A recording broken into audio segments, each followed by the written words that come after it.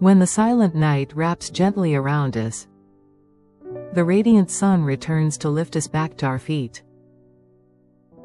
As the sun and moon take turns casting their light upon us, so too do yin and yang refrain from pushing each other away, and together, they quietly complete the story of our lives.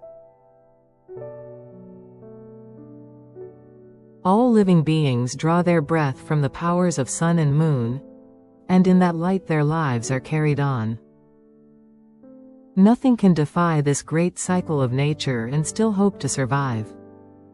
In the traditional yin-yang thought of East Asia, Korea, China, and Japan, yin is associated with the moon, the night, and the feminine, while yang is associated with the sun, the day, and the masculine. However, this is not a relationship of opposition.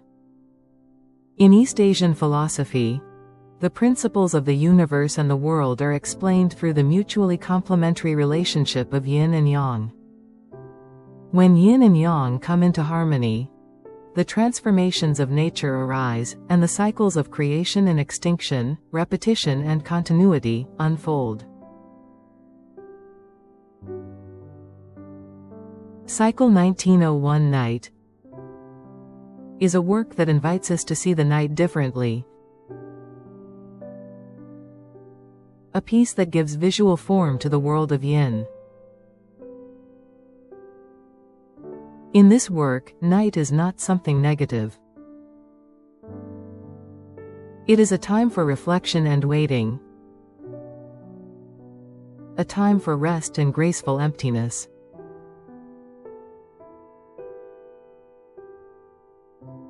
At the bottom of the canvas, there is a distorted clock. This represents the finite time given to human beings, the visible time that we can observe and measure. Lifting your gaze above it, you see flowers, birds, rocks, and the moon organically intertwined, almost as if they were one. Together, they suggest that the fundamental principle of time bestowed upon all things in the universe is the same. The brush calligraphy on the moon and the rock is created by collaging handwritten text on Hanji and layering it onto the canvas. Hanji is not merely paper, but a traditional Korean paper that embodies both unique material qualities and a spiritual dimension. The text placed upon it is a poem that praises nature. At the moment when image and language, painting and calligraphy meet within a single frame,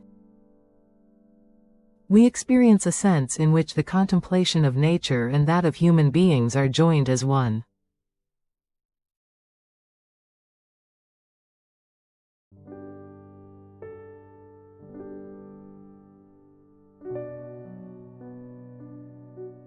In the work, Cycle 1902 Day, there is once again a clock placed at the bottom of the canvas. This clock alludes to the finiteness of human time. Yet as the eye follows the rock, the snail, and the cluster of flowers pressing down and holding it in place, we begin to feel that all of these elements are intimately connected to the sun.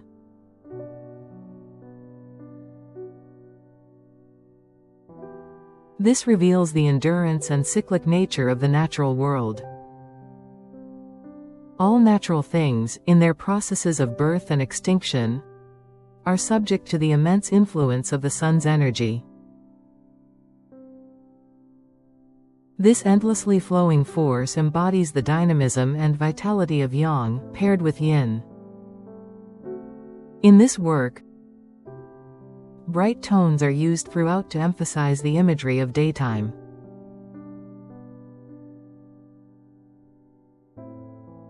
Think of flowers that bloom and wither with the passing seasons, and rocks that are formed and worn down over long stretches of time. Though they move by different measures of time, they come together, like day and night, to form a single, harmonious world. The message in this scene is clear. The changes in nature continue within a single, continuous flow, only shifting their appearance little by little.